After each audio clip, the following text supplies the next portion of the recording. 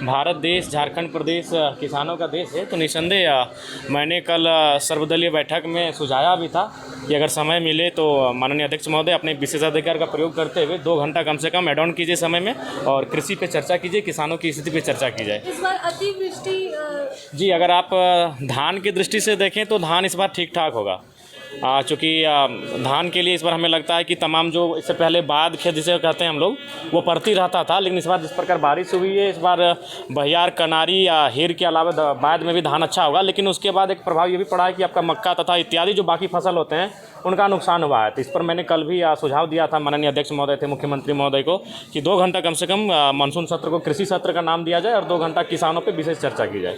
उसके बाद प्रवासी पे चर्चा होगी।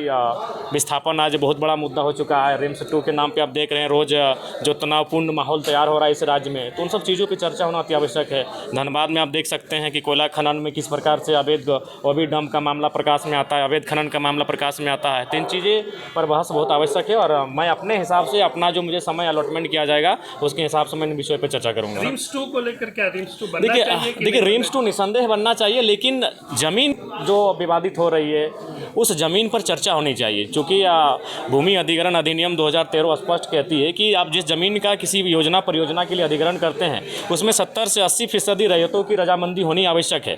तो अगर रैयत रजामंदी करते हैं तो ठीक है, नहीं तो आप आसपास में बहुत सारी ऐसी जगह है जो सरकारी ज़मीनें हैं या फिर जीएम की ऐसी ज़मीनें हैं जो रैयतों का रैयतों के अधीन ना होकर सरकार के अधीन है, तो उन ज़मीनों पर आप चर्चा कर सकते हैं। उन ज़मीनों पर रिम्स 2 होना चाहिए, रिम्स 3 भी होना चाहिए। आज सबसे ज़्यादा अगर बुरा स्थिति राज्य में किसी चीज़ का है तो स्वास्थ्य का है। चूँकि हम लोग माननीय विधायक है तो हम लोग प्रतिदिन इन चीज़ों से गुजरते हैं। लोग हमारे पास आते हैं, विधायक जी मदद करिए, विधायक जी डॉक्टर को फ़ोन कर दीजिए, विधायक जी कुछ फी माफ़ करवा दीजिए। ये प्रत्येक दिन कम से कम औसतन 5 से 10 समस्याएं आती हैं स्वास्थ्य संबंधी। तो निस्संदेह रिम्स 2 रिम्स 3 तक होना चाहिए, लेकिन विवाद नहीं होना चाहिए। जनाब जी, झुकाव किधर रहेगा सदन के भीतर आपका? देखिए, नहीं, हम तो जनता की आवाज़ बनकर आए हैं। जो जनता इन 3 महीनों में मैंने जिन चीज़ों को देखा सामने घटित हुई, जिन चीज़ों पे बात करनी चाहिए, मैं उन चीज़ों से सीधा बात रखूँगा। सबसे ज़्यादा दुखी किस बात को लेकर हुए? विस्थापन।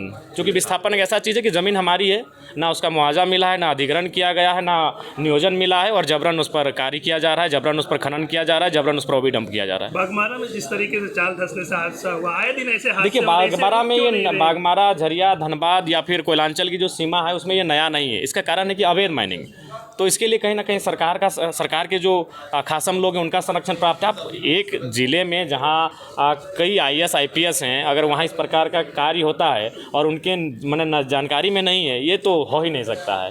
तो हमें लगता है कि इस पर मानवता का भी ध्यान रखना चाहिए। हर चीज़ पूंजी और मुनाफा नहीं होता है। जिस प्रकार लोगों की जानें चली जा रही हैं और उस पर कार्रवाई तक नहीं होती है, ये बहुत ही दुर्भाग्यपूर्ण है। जी, 7 तारीख से मुखिया लोग, जनप्रतिनिधि विधानसभा को घेरने आ रहे हैं।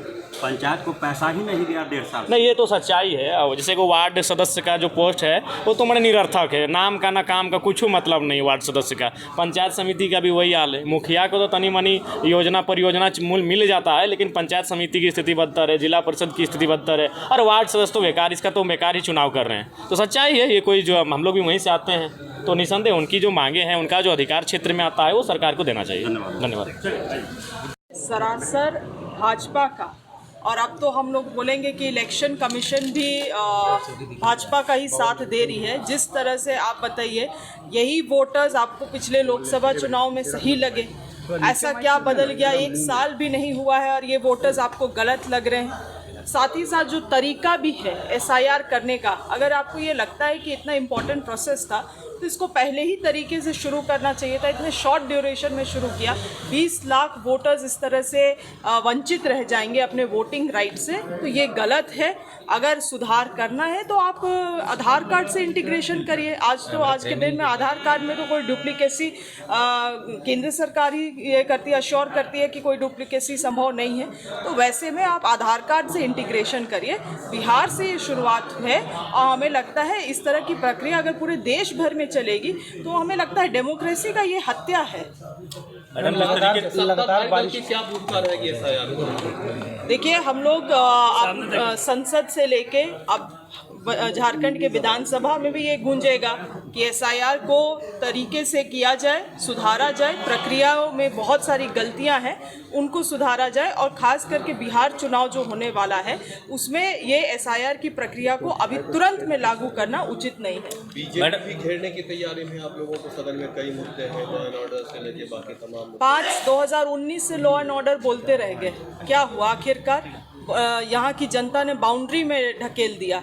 इन लोगों को लॉ एंड ऑर्डर केवल यहाँ दिखता है। जहाँ जहाँ बीजेपी शासित राज्य हैं वहाँ पे किन किन किस्म की केसेस आ रही हैं उनमें इन्होंने अपना आंख बंद कर रखा हुआ है।